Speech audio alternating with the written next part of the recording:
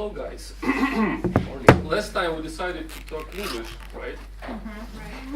So here we go. Yeah, we haven't spoken with you for a while. Sorry for that. I'm in travels. But this week we have a wonderful event in MobiDev. For me, it's like a celebration of professional growth, because our American colleague Alan Winters is traveling from hi Alan. Hi. Hey everyone. Travels from the United States to us. So this week we're having a lot of brainstorming about strategy of targeting clients, about event strategy, about how we do sales, like sales stages, and a lot of other things. As for me, that moves our company to the next step and like sets some definite movement towards the next year. And so you'll see the results in the nearest time. Meanwhile, so like as a part of this event, I'd like to continue our morning talks. So, good morning. And our guest today is Alan. And we prepared some questions to him, as well as some questions to me. So, we'll share the work today. And so, basically, we have your questions in writing. We can start from them, or we can start from whatever you want to ask. So what do you think?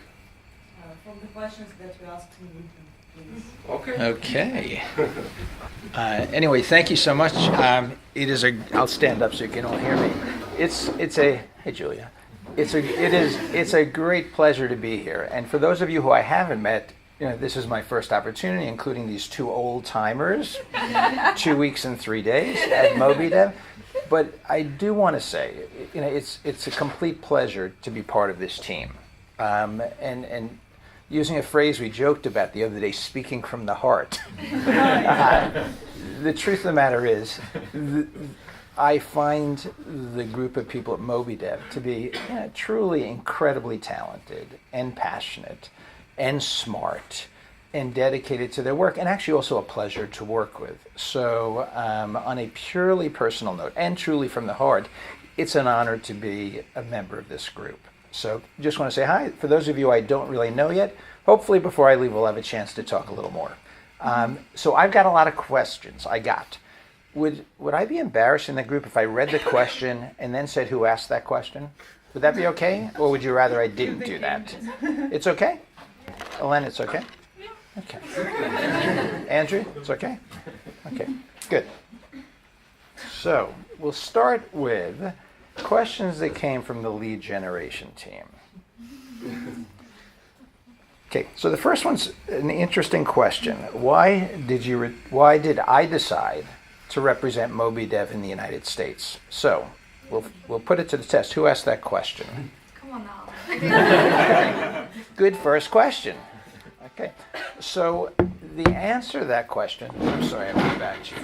The answer to that question actually is probably twofold.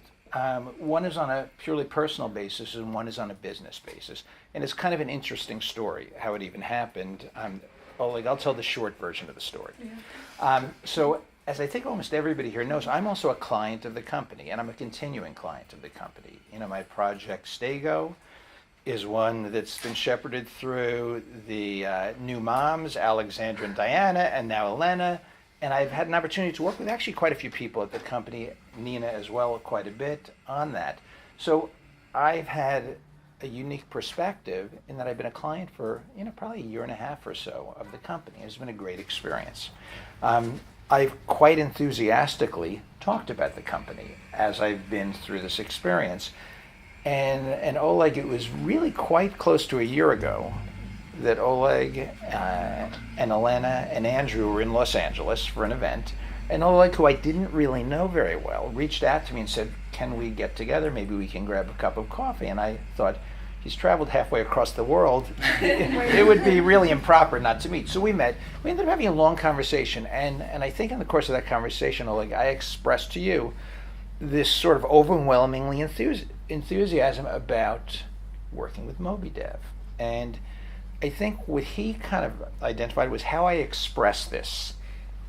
It was both enthusiastic and actually quite pointed about people and how things went and how it affected how I worked.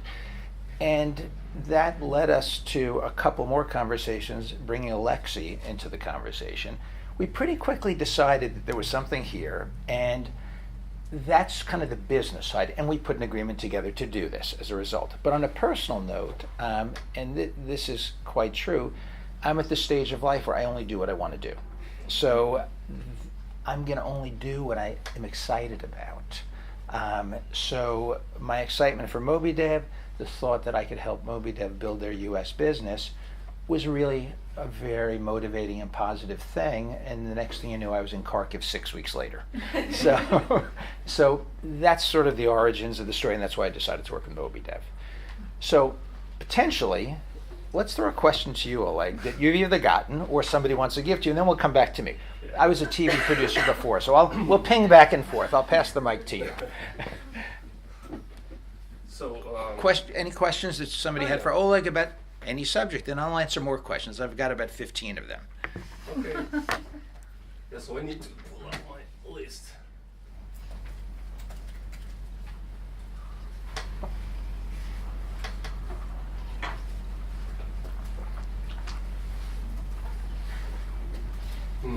Yeah, so may I use the same approach to ask who has that? If not, that's okay. But that's like I'm talking to myself. Okay. Let's maybe you ask this question.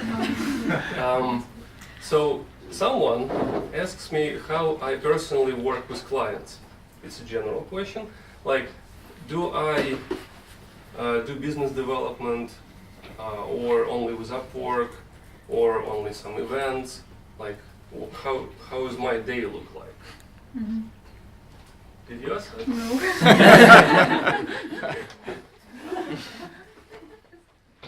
Yeah, so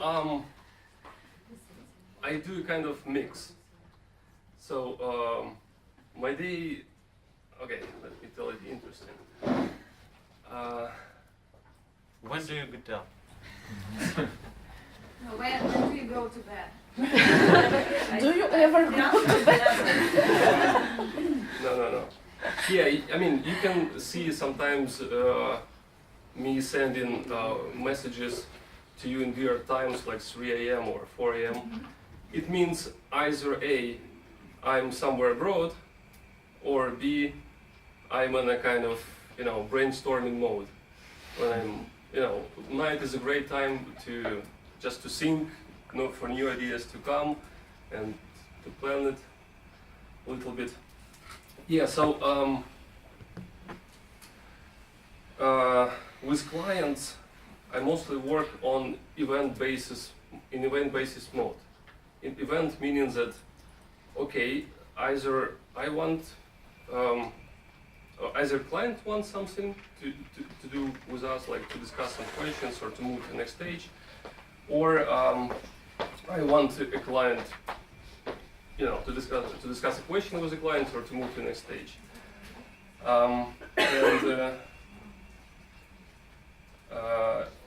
Mostly, so sometimes I help our sales, client care guys, business development, so coming to the call alone with them. Or sometimes I have I'm a client care for some projects, so I also do direct calls.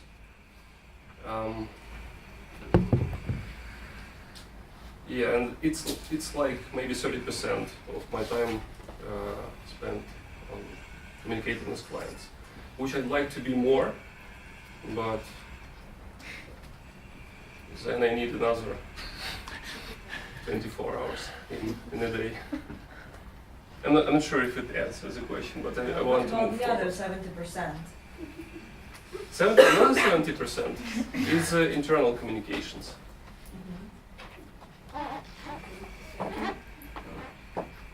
Let's move on, or? Let's discuss in detail.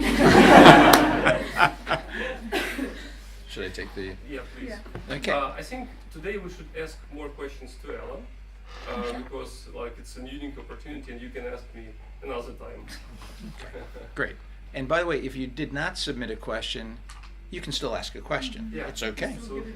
Just yell out a question. I'm pretty informal. So this is an interesting question. This is a project manager kind of question.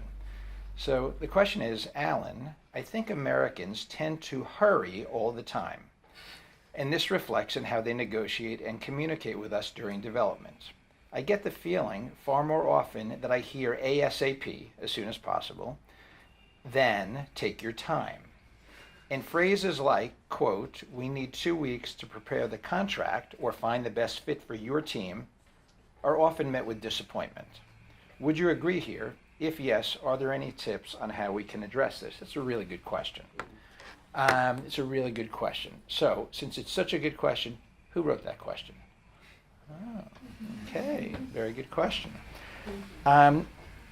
Okay, so without getting too long-winded, generally speaking, I'm going to make generalizations because it's easier to make the point. Many Americans move fast. They do. And there is often less of a sense of patience and more of a sense of determination. Let's just get it done. So sometimes that's good because it moves things forward. And sometimes it's not good because it doesn't leave the space for the appropriate time that's needed to actually do something correctly, right? So I always feel in these kind of situations, it's really good to be sort of direct and open. So as opposed to feeling highly pressured and under the gun and feeling like maybe you can't even respond correctly, it's okay to use certain kinds of words like, you know, John, if that's the client's name, you know, John, I sense you, I get your sense of urgency, for sure, I totally get it. But you know that when you work with us, there are processes and systems that we deploy because we always want to do things correctly. We will move as fast as we can to accommodate your sense of urgency. But I don't think you would want us to move faster than is appropriate because that might not result in good things for you. And then I might even ask the question, how do you feel about that? Is that okay? So I tend to really come from the school of, as Alana knows, really direct, it's not confusing communications. Like you just say it. So I think as opposed to feeling kind of beleaguered or under the gun or really pressured, I think it's quite okay in a polite way to respond in a way that says, here's where we're coming from, we'll try to do our best, and we get it. And would you like to talk about this more? Because I want to make sure you're feeling okay about it.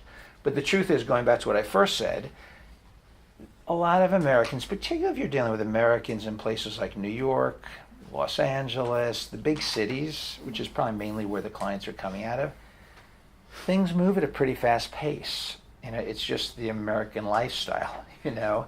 And I do think, to the credit to the American culture, which I don't credit everything, but I credit a lot of things, I think it's one of the reasons stuff gets done. You know, there's a sense of urgency and always pushing, pushing, pushing. But you have to push back a little bit too. Okay. Great question. Any follow-up questions on that subject? Because it's a really good one. Did I address it okay? Yeah, you totally answered it because for me, I also appreciate openness, but I don't know how okay is that to say to tell a client that, well, we feel like we're under pressure, yeah, and it's not so good. I'm afraid that he will get the feeling that, okay, I pay money. Why don't you just do it? Yeah, you just do whatever I say. I have at least one client who has this kind of approach to us. It is not a partnership approach which we are trying to achieve, of course, but things are what they are, and sometimes we have to deal with that. So I'm trying to understand what are my borders, what I can do and what is not appropriate to do in any situation. Okay, so you bring up one other thing that's worth considering, which is there are personalities that will be difficult to be reasonable with, and that will not be quite as understanding of something that makes sense. And you just have to figure out how do you navigate that. It's like having a horrible boss. I've had horrible bosses, like bosses who throw ashtrays at people's heads, marble ashtrays, and people are ducking, and they're pretty powerful people. So you have to figure out how do you not get the ashtray thrown at your head, and still do your job. But I think generally, what I said earlier, I think generally will work is being really direct and honest. But great question. On the same. May I also comment on this? So when client is demanding, I really appreciate it. It shows me they know what they want. They talk about it. So okay, of course they want to know when it will be done. It doesn't mean it will be done within this period of time if it's not meaningful. Huh? And the thing which you asked, like, I spend money, I pay you money, and that's it. You should, just do something. From one hand, I agree with you with it that clients really do pay money. Yeah. On the other hand, like, it depends on how the person reacts to your guidance, so to say, to your commands. So yes, they pay money and they want things to be done, and you are there to do it, to assure that, yeah. So if it was just as simple as it was a magic box, you put money in it and get a result, it's like a vending machine only. So other things doesn't work like that. So Yeah, I would add here, to comment your words further, that of course the first step is to try to understand, is there a reason, external or internal, for such a hurry? Yep, because sometimes there are an event that is coming and it is really important to get a product ready in a way.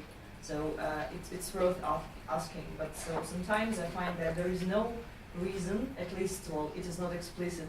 What is why we are in a hurry? So it's just every task we get should be done as set, and there is no other way of doing things. So it's like.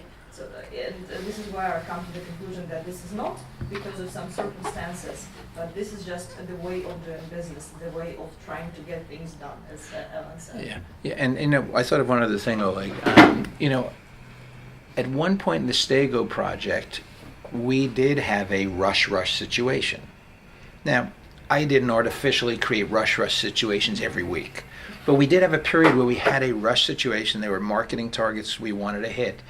And what we agreed was, for a period of about 2 or 4 weeks, we bolstered the staff. We bolstered the team for a very short period, which accelerated the ability to meet our needs.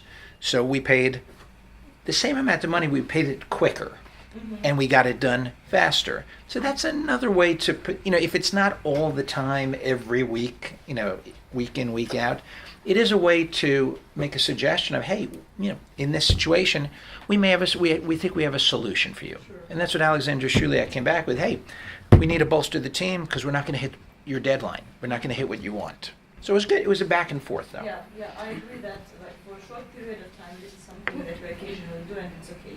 But, Yeah. I know a team in our company that is all the time under pressure, and no matter how hard the project managers are trying to give more space, take smaller scope of work for the sprint, etc. So it always results in this, and what the project managers from their perspective and client care managers from our perspective need to do with it somehow. So may I offer to you, if something comes up that's particularly troubling, you can reach out to me directly, okay? In all seriousness, you're welcome to. You know how to find me. So let me jump around a little bit to a question that's a little different that I like, which is, what is my favorite book? Okay, well, I don't really have a favorite book, but I have several that I thought about because I saw this question last night that I would like to suggest to the room. And there's 3 books that come from 3 very different directions, okay? But I think they would be interesting, and I can put it in email form if you don't have the ability to write it or you don't want it right now. So the first one, it's kind of a business book, and it's kind of more a personal development book, and it's The book is called John Wooden's Pyramid of Success. So, John Wooden, you probably don't know that name. Maybe you do if you like basketball. But John Wooden he has since passed away, but he was a legendary college basketball coach. And he did something nobody else had ever done. Remember, there are like 210 universities that compete for a national championship. So theoretically, you have a 1 in 210 chance of winning. But he won 10 straight years. And the players change every couple or 3 years. Everybody changes. So how did he keep doing this? So he had a belief system about building success in a level of stages. And it's his pyramid. And the pyramid has 32 steps. John Wooden started not as a basketball coach, but as a high school English teacher. Okay? But he was a basketball fanatic out of Indiana, which is a basketball crazy state in the United States. So I really recommend this book because it has a lot of heart. But ultimately, he did, when he retired at a relatively young age, because he won 10 straight, it's like, I'm getting out of here. It can't get better than this. He did business consulting every week for the next 20 years with major Fortune 100 and 500 companies. So my first book I would recommend, because I think it's really a great insight into how you work with people and things you could look at and improve, John Wooden's Pyramid of Success. The second one is a more demanding reading. And it popped into my head because I never forgot it after I read it. It's a book that's only about this thick. If you get the printed version, you'll get the electronic version. So this book is called Guns, Germs, and Steel. And I think it's a great book for opening your mind. And Guns, Germs, and Steel won the Pulitzer Prize for Literature, for nonfiction literature, in the year it came out. And totally coincidentally, he happens to be a UCLA anthropology professor. I'm a UCLA guy, but it's totally coincidental. But why I think this book is so interesting, in honestly like 800 pages, it explains why the world is the way it is. And if you think you understand, like, why is Europe the way Europe is? Why is Africa the way Africa is?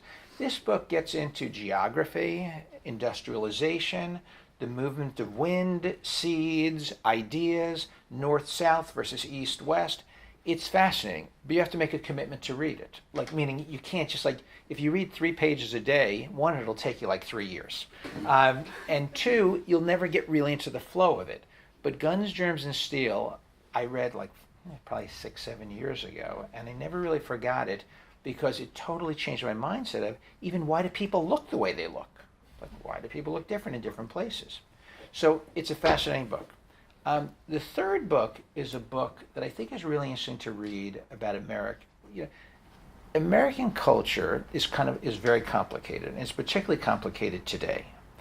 But a lot of stuff is rooted in some historic issues of regions and peoples and conflicts and oppression. So there's a really interesting book from last year. The book is called The Underground Railroad. It also won the Pulitzer Prize for Literature, but for fiction, not for nonfiction. And the Underground Railroad takes place kind of in the post-Civil War era in the mid to late 1800s in the United States. And this tackles the issues of race and class in post-slavery America. But the issues sort of resonate 170 years later.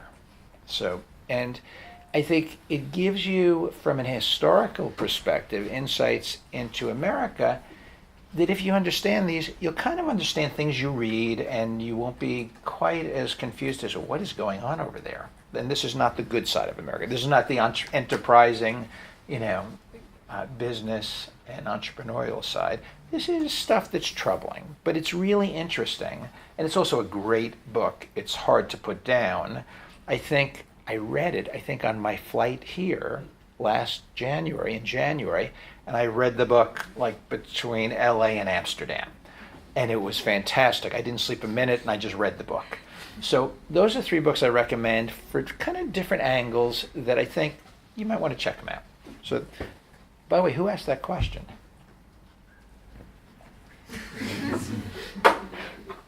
Maybe Alana? It was a good question. Should I take another one? Okay, great.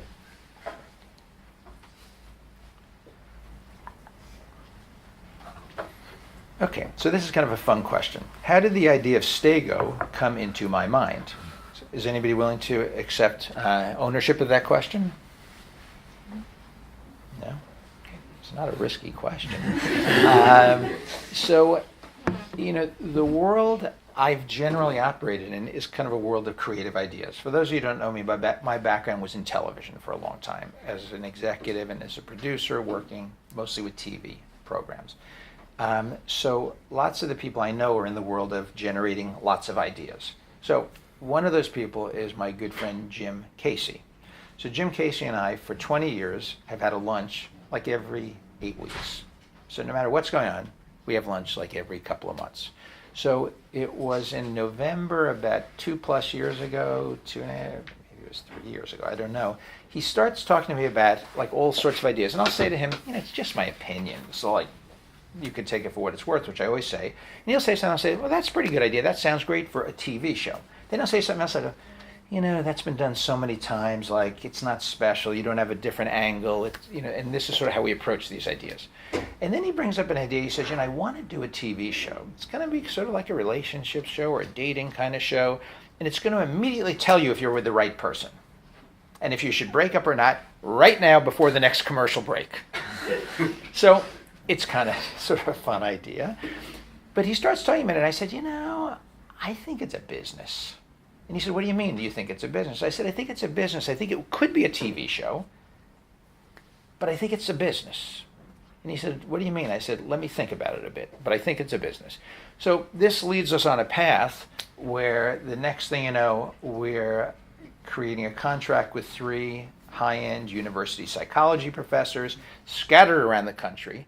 Just as an interesting tip for communications, those who send out emails, you wouldn't do exactly what I'm about to say, but it shows you how you can use emails to generate behavioral responses. So somebody like Alexi with a psychology background might actually be able to explain this better than me.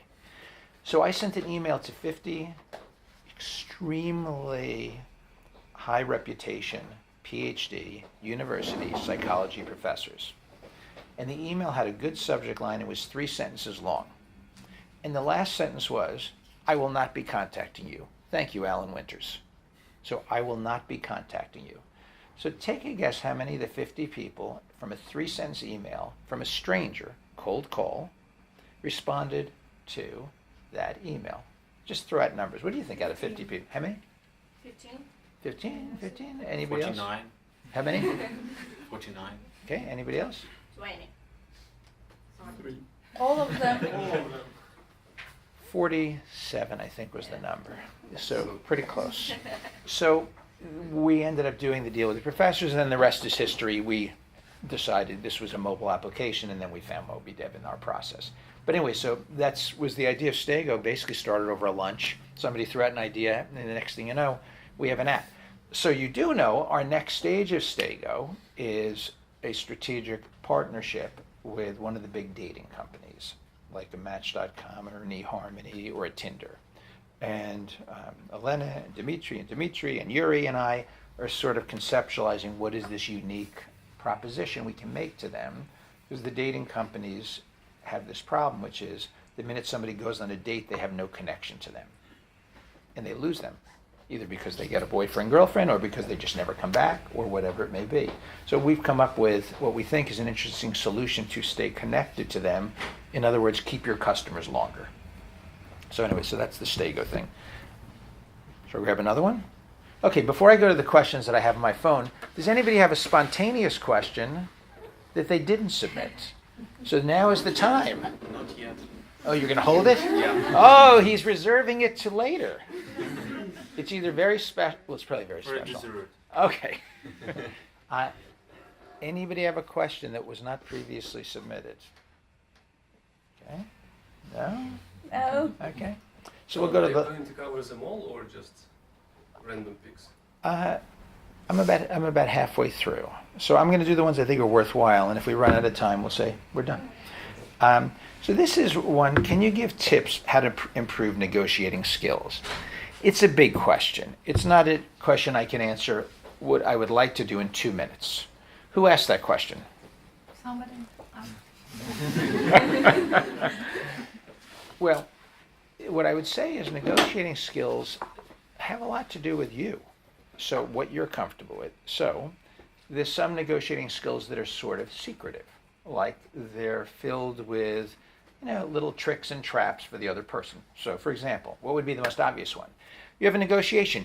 You go high so that when they go low, when you meet in the middle, it's really where you want to be. But that's kind of obvious, right? Another one is, do you reveal all your cards? Do you reveal everything to somebody? Or do you hold certain things back because you know if you reveal everything up front, you have nothing more to negotiate later? I'll give you my opinions on these in a second. Another one is negotiation that's very collaborative. It's almost not a negotiation. It's like a conversation. Okay, so it's like you're talking, and it just happens what you're talking about is deal terms. And because it's casual, you have a conversation where you flexibly arrive at the right place, or a pretty good place. I would say, just to really summarize quickly, those are 3 ways you could do it. So if you ask me what I have tended to do, I've tended to do the last one. It's usually worked out pretty well, where I don't like just throw all the cards on the table, but I engage in a conversation where it kind of unfolds a piece at a time. So if the elements of a negotiation are price, deliverables, timeline, assorted other commitments that may be associated with that, by doing this conversation part, you can sort of tackle a piece at a time. The piece is done, you move it over here, and you move on to the next piece. And there's sort of an understood thing going on, which is there's a little bit of give and take happening. And if the give and take is really good on the first piece, the give and take tends to be really good on the second, third, fourth, and fifth pieces, because you sort of set the tone for it. Or you could do the Donald Trump method. You just lie, and then later you don't pay anybody, and that's your negotiation method, and you get what you want. But I think if you're going to do straightforward negotiations, those would be 3 primary choices, just to kind of quickly summarize. Do you have a follow-up question? I have some other questions. Do you do any homework before the meetings? If you do some homework, what it can be? I used to do almost too much homework. Like, I didn't want one thing not to be known. Like, I wanted to know everything about the company, the person, their style. Today I do a decent amount of homework because it's better to enter into something where lots of surprises don't come up. So in a negotiation, what could we do? Like on our company side, what could we do? Certainly we could find out a lot about the company. Certainly we could find out a lot about, bless you, the story of the person we're communicating with. We could find out some historical things they may have done. They may even have shared stories with us that we can use to our benefit, because in telling that story, Oleg and Alana, remember we were at lunch at that Chinese restaurant in LA with that guy who was putting the refrigerators in taxis and Uber cars? So he's telling us this story, and it goes on and on and on, but there's a theme that runs through the whole story. How many lawsuits he's been in. I sued my partner. Then my vendor sued me. Then I had this other suit which shut my business down, but now I'm building it back up again. And we walk out, the first thing I said to Oleg was, I don't care how good this guy is, it's like the Bad News Bears, This is just like, we should not even follow up with him. So he shared a lot with us without even realizing it, right? All I remember hearing was, he's like on lawsuit number 5, and we're only like through the soup course, So I would say collecting that intelligence is helpful. And I think doing your homework is smart. Like, without getting so obsessive, like, there's a point at which you say, I've got enough information, now I can move forward. Mm-hmm. Does that make sense? Right. Beautiful. Elena and I work a lot together. Okay, so I'm going to go back to questions that Alex T. forwarded to me. That's me. Oh, I guess. okay. Alex D. It's me. Okay. Okay, so we talked about books. He said, could you recommend some fresh resources like movies and TV shows that would help us understand American culture better? Yeah, that's cool. So, yeah, in the United States today, there's a tendency for people to become obsessed with a couple or 3 TV shows. So I told the story over dinner last night about Breaking Bad. Everybody I knew about 3 years ago in the same period of about 3 months, started watching Breaking Bad. And that's all they did. So you got up on like a Saturday morning, it was 7 a.m., I'll watch an episode, and about 1 o'clock you said, I'll watch 5 more. So it was a point, it's a great question as a point of connection. It's a great question. Oleg, by the way, was obsessed with Breaking Bad, so I admired him even more after I heard that. So the shows tend to be sort of these cult shows that, well, they tend to be on paid television or on cable television. So obviously Game of Thrones, which I did not watch, was a biggie, like a real biggie. There's sitcoms, we know Julia was pretty hooked on Friends for a while. So what I would say is, I couldn't tell you, gee, it's this exact show, although Game of Thrones certainly was one of those shows recently. But I think making a connection around TV, movies, could be music, like, I know the musical taste of a bunch of Moby Dick people. So I think it's a good idea. Just as generally speaking, it's a good idea. But I wouldn't, when it comes to TV shows, it is a matter of taste, and you may hate sitcoms, and somebody else may hate action-adventure shows. So, but it is actually a pretty good point of connection, because popular culture stuff in the U.S. is a very big deal. Music, film, TV. Alan, have you seen the Silicon Valley? I've only seen some episodes, but I like it a lot. It's great. Has anybody else watched Silicon Valley? Yeah. It's a great show, isn't it? Yeah, it's awesome. Yeah. Do you think it somehow relates to the reality of startup? I do. It's a little exaggerated, but I think there's a lot of stuff there that is totally relevant and meaningful, don't you? Yeah. Yeah, it's great. Just to engage the audience, are there any American shows or movies, kind of recent, let's say last, 1 to 3 years, that you really like and are hooked on? Late Show. I'm sorry? Late Show. Okay, the Late Late Show. Cool. That's great. Anything else? Carpool Karaoke. Carpool karaoke's fun. Anything else? Movies or TV? Walking Dead. What? Oh yeah, Walking Dead. Oh. Yeah. So, what show? Oh, I thought you were saying something. No. Okay. You're just scratching your head.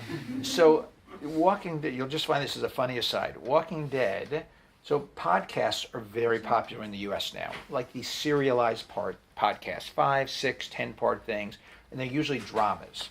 So the most recent popular one was called Dirty John. Dirty John.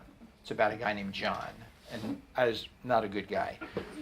The ending of Dirty John is a girl this is a true story, it's not fiction. This girl, Dirty John, decides, the woman who, it's one of these Lifetime, bad guy, nice woman dramas. Dirty John is going to murder her daughter because she had watched Walking Dead. Whoa. And she talked about how, and she was very passive. Her family described her as she's the sweetest, gentlest person. She's like 5'1", 100 pounds. She's like this big. He ended up attacking her. He had a knife. He started stabbing her, and she used techniques she saw in Walking Dead, and ended up killing him and saved her life. Oh. She had never in her life even tapped somebody. She'd never even hit somebody with her fingers, and she killed him. And she attributed it to what she learned from watching Walking Dead. So, look at that. It's more than just entertainment. Alan, may I suggest this question, because I think it's meaningful. Great. It's how to establish trustworthy relationship with the clients from the US. Because we feel that there is a difference with the culture, but we want to establish a relationship and see if, so if something is wrong, so clients would tell us, or, we feel that something might be wrong in advance. Right. So, and I saw that question. It's a very good question. Who asked that question? Who asked that very good question? Very good question. So, I think it has to do with setting kind of ground rules up front, and then we'll move forward from the beginning. So you could say to somebody, this goes beyond here's our project, here's what we're doing, here's your team, here's our deadlines, here's our deliverables. This has to do with how do you work together, right? How do you communicate? And it'll go better if you communicate well, right? So I think you set ground rules up front. Like, I'm a really big fan of saying what you mean very early in a conversation. So, you could say to somebody, I have certain ground rules for how I like to communicate, and I'd like to know how you like to communicate. Here's my number one rule. I talk when I think there's something wrong, and you talk when you think there's something wrong, and you talk right away when you think there's something wrong, and I talk right away when I think there's something wrong, and that way we stay on track. So, I'd like to suggest that. How do you feel about my suggestion? If the person says, I really like that you said that, you know that they probably really mean it. If the person kind of is like, well, okay, let's talk about the project, then you kind of get a sense of, okay, this may not happen. But I think in our power as project managers, as client services people, it's not just a matter of taking direction and taking the lead of the client. I think we're in a position where sometimes they're looking for us to set the rules, and it's maybe technology, but it also could be what is the nature of how we communicate. I think when all is said and done, if you have good communications, you're not going to have a lot of big problems. So we know the reason we're interested in this is there's a direct correlation between good communications and good processes and results. Even if the processes are great, you have bad communications, it's going to be problematic. So my suggestion would be up front to make that offer. This is how I would like to work with you. Are you comfortable with that? Person says yes, you say great. But then, as you're moving forward, you were here yesterday morning, weren't you? Yeah. So this is now, remember I was talking about from the client side. If something seems not quite right and you're walking around saying what's going on, don't walk around saying what's going on. Ask what's going on. Talk about it. But I think from the Moby Dev side, there might be a reluctance to ask if things are okay. Like, it's sort of like a little weird, like you're asking if they're okay. What if he or she gives you a bad answer? What do you say then? But I think it's better to ask. So if your sense is, I hung up the last couple of Skype calls and it just didn't feel right, I don't think it's at all inappropriate to reach out and say, I do want to check in and make sure things are okay. The last call or two seemed you just felt a little uncomfortable, not like we normally talk.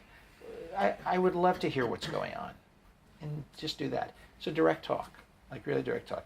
Like when you're a parent and you can tell your child things directly, or you can kind of beat around the bush and your child never learns. So in some ways it's kind of similar, which is very open, but you initiating these things. Now, not waiting for like a month later, the person says to you, because this will happen, things are not going well. And what you're thinking is like, why didn't you tell me this like the first time a month ago? So you can interrupt the process and ask yourself.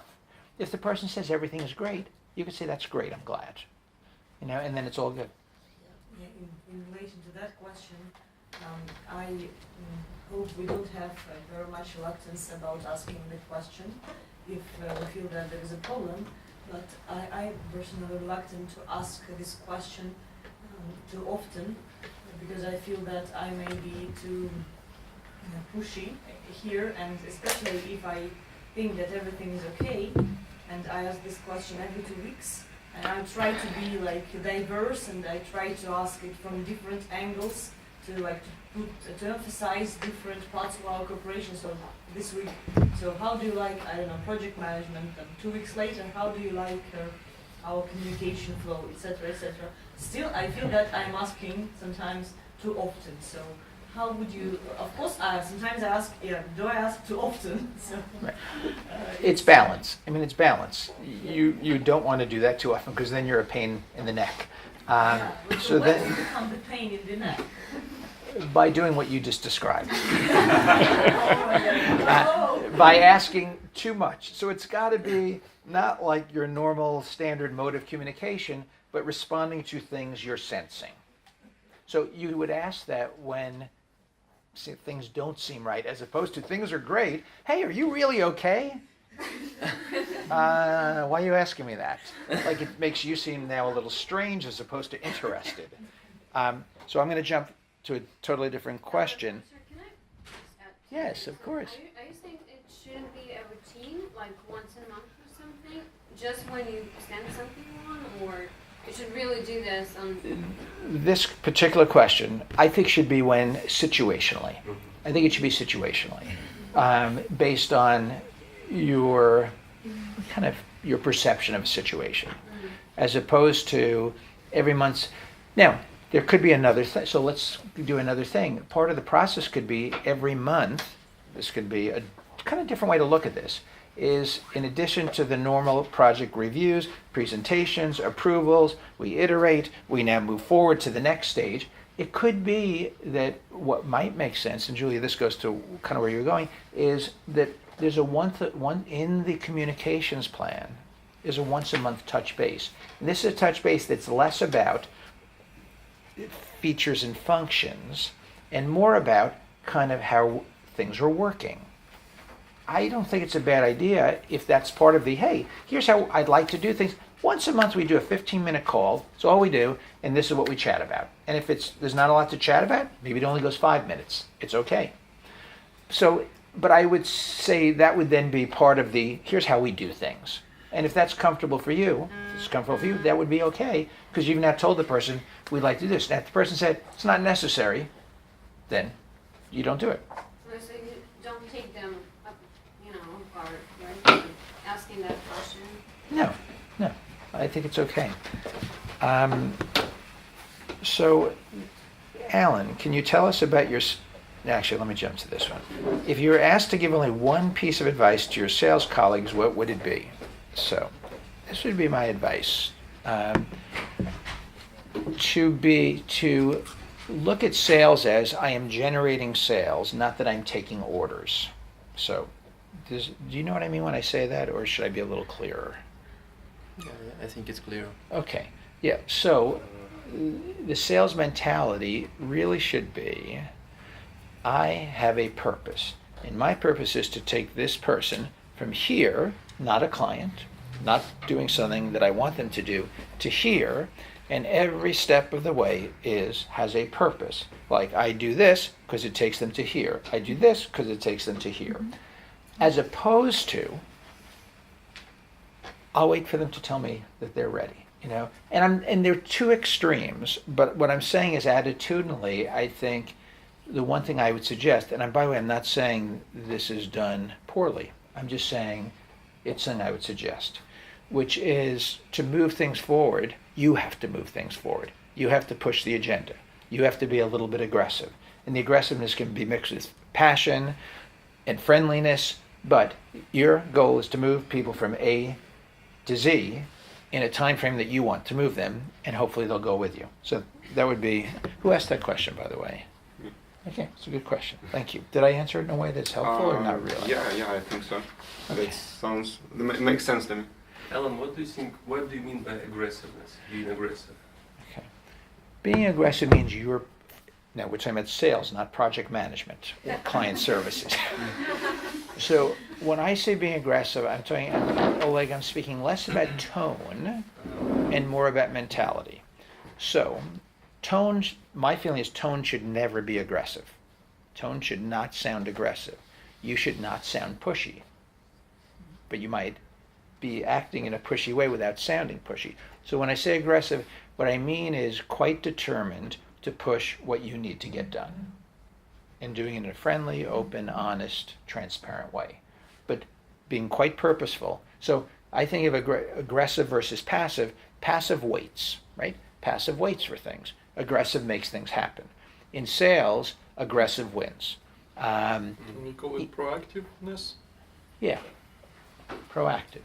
You are taking initiative. Yeah, but it's a great question, a good subject. So let me ask the question to those of you who are in sales and lead generation. What are your thoughts on this subject? To be aggressive is a good idea. What is your attitude to cold calling? Is it aggressive? Can it help to move the things forward? Yeah, cold calling is really interesting. I mean, I know your group is actually quite good at this. Like, I'm very impressed. I think you're really good. And I've even seen Alana in action with people she does not know out in the field. It's a pretty impressive thing to witness. So, cold calling, to me, is the hardest thing because you are trying to get the attention of somebody who doesn't even know you, probably didn't know you existed until you reached out to them. Okay? It's not a referral, it's a cold call. Oh, Alan, I'm sorry. Yeah. I mean not cold calling. I mean calls as follow-ups. Oh, It's a little bit different. It's Yeah, quite so different. sorry. okay. So, Elena, roll back, ask the question again, just so I make sure I answer you right. Does no, not does. Do calls as follow-up make sense? Oh, absolutely. There's all these sales phrases, you know, ABC, always be closing. There's another one which is everything is in the follow-up. I actually don't believe the always be closing as much as everything is in the follow-up. So the question is, how much do you follow up? And how frequently do you follow up? And in what ways do you follow up? So I think there's some themes that make sense. And we've talked about this a little bit. So I think the follow-ups have to offer value. I think the follow-ups have to offer some value. So the follow-ups can't be, oh, see my email below, have you decided yet? Now, sometimes you can do that, but you can't do that all the time. Like the 5th email is just piled on the first 4. See my email below, below, below, below. So you have to create it. So if the cold calling situation is going to result in actually something meaningful, it is going to come out of the fact that we have shown that we have something of value for them. So how do we do that? One is sharing information with them that could be interesting to them based on our research of who they are and what they do. But the second could be things we know about their business and industry and unique ways MobiDev, so as opposed to just general industry information, unique things MobiDev does that we think are really relevant to them. So what is the goal in the follow-up? The goal is to have them not delete you from their inbox, you know, and continue to read and communicate with you, with the ultimate goal of being, we're going to be talking and we're going to be moving this forward. So I think, so now let's talk about frequency of follow-ups. So content of follow-ups is stuff of value. It's a value, so they're interested. Wow, you know, when I get something from Elena or I get somebody from something on somebody on Elena's team, it has value to me. But I would say then we get to frequency. Could you do that every day? No, you can't do it every day. But if you wait 2 weeks, it's too long. My question, maybe in other words, do calls bother people in the United States? For example, if I don't get answer by email, if I To call call? them, It's totally okay. If you have their number, it's totally okay. In fact, if they don't respond to emails, it's really smart to call. Okay, you answer. Because they may pick up the phone. It's so few people make phone calls in business now. It's almost all emails and messaging. So, okay, thank you. I think a call is a brilliant idea, but it's best to make the call at a particular time of day, which is the end of their workday. End of the work. Yeah. So the end of their workday is a little strange here because we're talking about it's probably between 6 o'clock and 7, maybe 8 o'clock in the evening in the U.S., which if it's New York is like 2 in the morning here, 1 in the morning here. If you call during the day, you might get them, you might not. If you call at the end of the day, they're more likely to pick up the phone. But there is a time zone issue. But the calling, now I understand what you're saying. I think the calling is absolutely good. And I think too few people pick up phones anymore. Okay. Yeah, of course. I've only got a couple or 3 questions maybe left on the list. But has this my talking and the discussion stimulated any questions that haven't been posed yet? This would be your chance, Andrew. Okay, and I will use it. So my question is, when you speak to a person whom you don't know and regarding the partnership or the project, so this is like a lead, and how do you establish your communication and how do you feel that you're on the same page or not? It's a great question. And Andrew and I together are working on a couple of these sort of new situations where someone has expressed interest in our company so that we are now pursuing it as a legitimate client situation. And it's tricky because maybe they don't respond that fast, right? They're in other countries, which all of them are, right? So this may get to the whole thing of how passive or aggressive are we? My personal feeling is we could step up the aggression a little bit. That's my personal feeling, not just you and I, and I'm saying we. Notice I didn't say you. I think we could step up the aggression factor a little bit, meaning frequency of follow-ups, pushing for the next step. Because I think some of the clients are ready faster than we are. I think they're readier to say yes in some cases, faster than maybe our process. And this is something we're talking about internally right now. Like our processes, our commitment to processes holding us back from results. Maybe. My personal feeling is that there's a little speed we need to inject into the processes. That's my personal feeling. So we've got these guys in South Korea, right? Yeah. It's a real business. These are guys, the company name is SentB. We met them at an event. Alan and his team set up this meeting, right? Yeah, good going. And we met with these guys. They immediately responded to my communications. They've got a 10% market share after a year in the business. It's sending foreigners in their country, sending money back to their relatives in the Philippines or wherever else they came from. And they've got this really unique proposition. And they have a tech need. They have a need. But they sort of disappear for a week or two and then they come back again. And I think they're ready. And if we push them a little, we might get them closer to the finish line. So we'll be talking about that later today. So I think we are not at that much risk of being a little pushier. Like, I don't think we really risk anything. I think what we do is one of two things. If they're serious, we find that faster. And if they're not really serious, we find that faster too. Or if their time frame is way out there, we'll find that faster. So I think that's what it results in. We get the information we need to act upon, we get it faster and we can do our jobs better, right? Yeah, makes sense. Yeah. We'll talk a little later in detail. Anybody else willing, like Andrew, to throw a question into the air that... Oleg. I'd like to ask a question on behalf of our engineers. Yeah. So, okay, we have like business managers, project managers, maybe some other managers, all communicating with the client. Mm-hmm. But sometimes there is direct communication between our engineer and client's engineer, or our engineer and clients themselves. Mm-hmm. And there are maybe some meetings, group meetings. So what would you advise to me as an engineer, to our engineers, how would be best to approach the client? Because as an engineer, I'm mostly thinking about my code, about architecture, about my tasks, not about the client themselves. Mm-hmm. Mm-hmm. So how would you? What would you recommend to do to, fill this gap?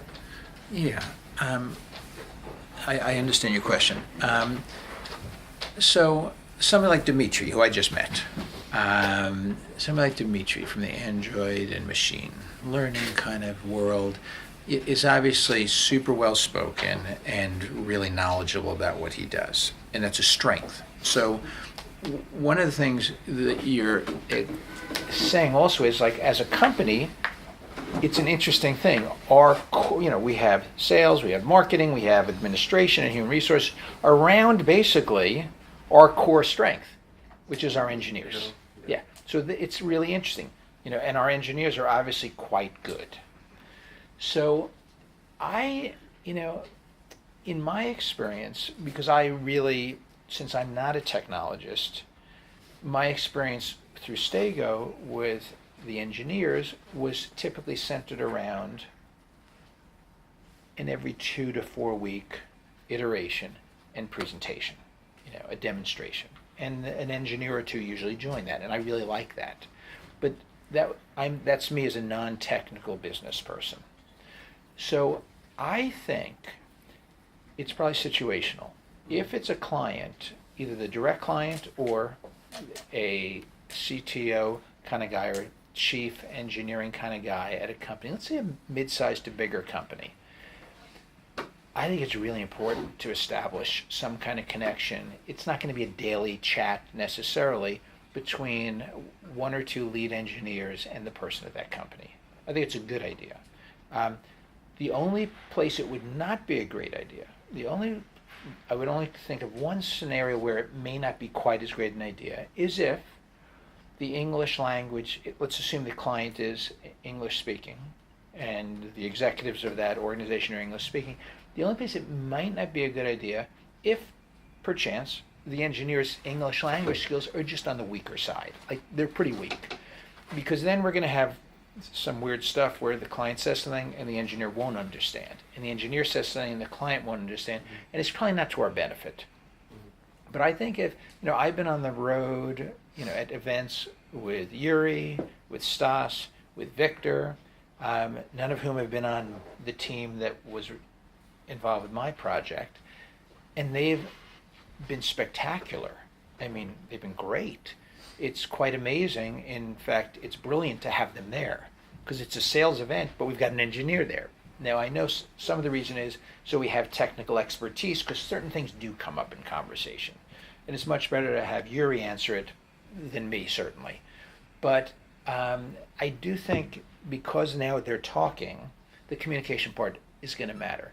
But I do like the idea of it, and I think if it didn't take the engineer away from like a really busy day, I think it's a good thing to do because it's the core strength of our company. What are your thoughts on that? I'm sorry. Yeah. I have a question related to that. Recently, I'll tell you a story. I attended a demonstration. I know the team did a great job. The team prepared for this demonstration. I saw a presentation. It was good. But the demonstration itself made me want to cry. Because they spoke like this. Their intonation was so not good.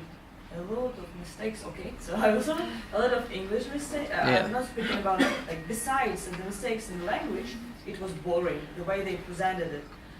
They didn't feel the pauses like they are trying to open something and there is like 30 seconds, 20 seconds silence. Then there is no response, no like contact with the client, meaning that the client at some point made a compliment, so that is great work, thank you, and there is silence. And I was like, oh my God. This leads me to the thought that, okay, they are developers, engineers, they need to concentrate their efforts at being great at coding, actually. Mm-hmm. But at the same time, it will be like, it will take us to a whole new level if these people could also develop at least some basic communication skills. And I don't know how to prioritize this task. I don't know if I have like I can say maybe the right to to say, guys, you need to work on that. I don't know if like a project manager doesn't do this again. Do I have the right to say you need to work on your communication skills? Can I push this? Well, how important is that? It's how really. Does it correlate with their expectations of our clients? How important it is for them? Okay. What do they expect? Right. Technical I'm going to let Oleg mainly answer, but I'll give you just a quickie response, and I think Oleg should answer it. My quickie response is that's kind of where I started, which is this is a strength of our company, but there's a risk, and you just described the risk.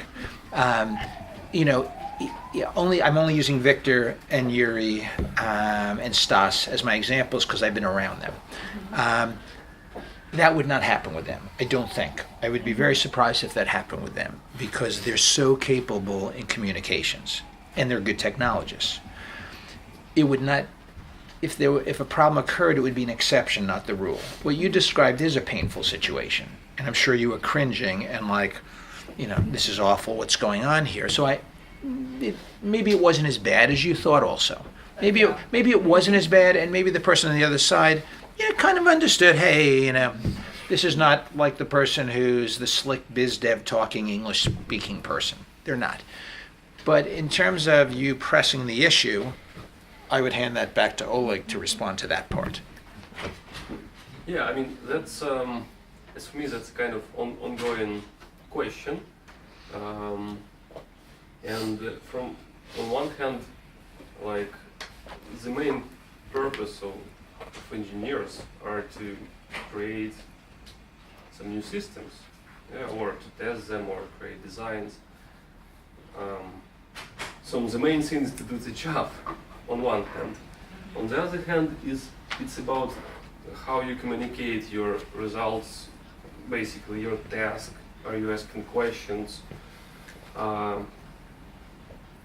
Mainly to the project manager, but it's also important to do it to the client and communicate with the client. And those guys who can do it, and that's the majority of the company, so they have like much better perspective and better results and better everything.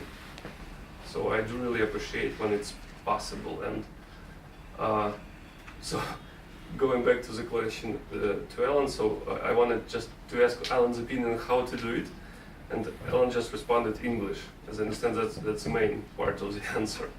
So Yeah, that's the main learn part. English. Yeah, that's. I mean, that really is the main part. Like the intonation, like communication basics, like when you present something, you ask an opinion. So, look, here is how this feature functions. Do you understand that? Does it seem clear? What do you like it? Just some Yeah. basic things, you know? So we're talking about two things. One is command of English. The other is effective communications. Period. Put aside the English part. You know, just not everybody's a great communicator. I mean, Should they work on that? yeah, That is but the question. Maybe add on that. So you may say that they should work on that, and probably they should. On the other hand, like maybe like we as a managers, maybe we should also work on our technical skills and when we start writing code. So everyone has their own specialty, so we should help each other Yes. in a way. So if you see that presentation goes not in the exactly right way as you want it, maybe there is a way to help. yeah. Yeah. Can I jump in? Because I think I have an idea that could be helpful. So sometimes when you do a meeting, let's say the meeting is, or the presentation or the demonstration is being handled on our company side by, let's say there's 3 people attending this call from the Moby Dev side. What you said made me think of this. And they have respective strengths and weaknesses. Like Oleg said, you probably are not a good developer. You probably are not the best developer at the company, right? But you clearly are a good I communicator. hope so. So here's how I would do that. I'll tell you exactly how I would do it. Thanks for saying what you said. It was good. The way I would do it is I would orchestrate the call in advance from our side. I would not let the developer run that section where it's going to be painful and the silence is. I would say, okay, Elena, Elena, am running this call, but I'm going to pull in so-and-so. His or her English is not perfect, but it's okay enough that we can get through this. But I'm going to be the traffic cop. I'm going to be the person who does most of the talking, and I'm going to, sometimes I'll go into a meeting with somebody, they'll say, like, when will you talk, when will I talk? And I'll say, I'll let you know. You'll know when I need you to talk, and guess what? I throw the conversation out. Okay, Oleg, what do you have to what do you think about this? We don't have to prepare the whole thing. So you be the traffic cop. You be the person who directs when cars go through, when they stop, or in this case, when person X speaks and when they don't. And as opposed to you painfully sitting there and cringing through this, you fill that 30 seconds of conversation while they're doing something. So the pressure kind of shifts to you, or to you, which is your job is to keep it flowing. Your job is to make sure the painful silences don't exist, because you make them disappear. You make them disappear, and as Oleg was getting at, you use the strengths of that person. They're on the call because they are skilled from the product development and engineering side. And you pull them in, and they step out, and you direct the whole thing. And you may in advance say, okay, here's how this is going to go down. These couple of sections, I'm going to pull you in. And how will you know when I pull you in? Because I'm going to say, okay, Now tell them this. And if while they're pulling it up, it's taking 30 seconds, you fill the time with your conversation. Because you know what they're about to pull up, continue the setup. Yeah. And then we're helping each other. And and your strengths are being brought to the fore. Clever thinking, thinking on the fly, talking comfortably, and the technologist's strengths are also deployed. They're there for a reason because you need their skill set in that conversation. But I still think it starts with, got to be at least pretty good English speaking. It's got to be at least pretty good. It doesn't have to be perfect, but it's got to be pretty decent. The less decent it is, the more you have to orchestrate this. If it's great, like if it's a Yuri talking, you can just sit back, and let him go. But he's a technologist who's also a good communicator. So, like you said, the technologists are not going to go into the sales department next week, right? And the sales guys are not going to be engineers.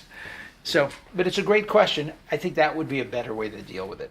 Thanks for sharing the thoughts on that. Thank you. And that's a good addition. Yeah. So we need to do both. Yeah. Can I jump in with a quick question connected to that? How did you elaborate such a great presentation on oral speaking skills? Yeah. Share us your experience. Well, thank you. I'm sorry to. How did you learn English so good? Well, that's the beginning. So that's gonna be probably our last question. Yeah. Because we ran out of time. Yes. Yeah. I can answer that relatively quickly because it's not really that fancy an answer. Does anybody, I want to carve time in for if there's any relatively uncomplicated question that somebody when they leave will say, I wish I asked that guy this question before he got back on a plane. Does anybody else have a question, guys? Any other question, Elena, that you have not asked that you would like to throw on the table? I'll count to 3. I think I'll do it. Good. Not to make it last for long. That's I'll do okay. it after the meeting, I think. Okay, you sure? Yeah. Okay. The R&D group has spoken. So, thank you for saying that. I appreciate that. My communication skills have gotten better every year. So, the truth, there's really just a simple answer to the question. The more you do it, the more comfortable you're at doing it, and the better it goes. So, I did, when I was in college, I did take a couple of public speaking courses at my school because I felt it, I was young and I felt it could be a weakness because I was not really that comfortable doing it. The first class was just awful. I just knew it was like terrible, and I got off the stage and it was like don't look at me, please. By the end of the first class, it was starting to feel like kind of okay. What I discovered was there was a certain way I like to do things, which was I didn't really like working off of a tight script. It's like yesterday, I have notes. I looked at them every once in a while. And what I concluded was that if you miss a point, nobody really knows you missed the point anyway, so what does it matter? And for me personally, I like to communicate in a very comfortable, relaxed way, and sticking to a speech and a script actually makes me feel not so great. So I would say 2 things. One would be practice. The more you do it, the better you get. Sort of like if anybody plays tennis, golf, any sport that has sort of a skill orientation to it, you pick up a tennis racket for the first time, you can't even hit the ball. It won't go anywhere. It might go straight up in the air or behind you. But by your 10th time, it starts going over the net. So it's the same thing. But I would say the second part is each of us is unique. And there's probably things I don't like working off a script. Somebody else probably feels really good that everything is on the script and is much better at looking at it and every once in a while looking up from the script. I just can't do that. It doesn't work for me. So what I would say is, in response to your question, figure out what your most comfortable way to communicate is and then do it. Find as many places to do it as you can, because it's just a matter of getting used to it and practicing. Yeah, pleasure. Thank you, everybody. Appreciate it. Thank you. Thank you.